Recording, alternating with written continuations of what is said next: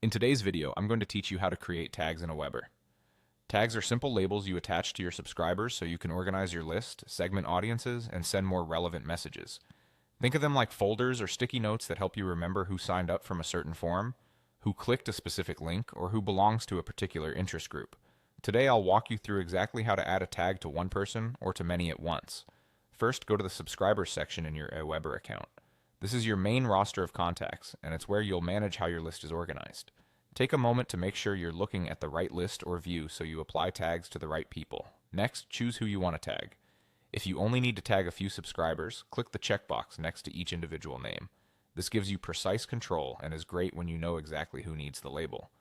If you want to tag everyone that appears in your current view, use the master checkbox at the top to select all. This is helpful for broad updates like tagging everyone who came from a specific campaign. Before you proceed, glance through the selection to confirm you've included the right subscribers, since tags can affect how you segment and send messages later.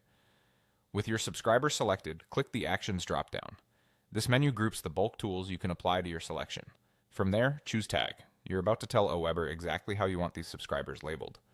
Now type your new tag. Keep it short, descriptive, and consistent with how you name other tags. For example, you might use something like Webinar Registrant or VIP Customer.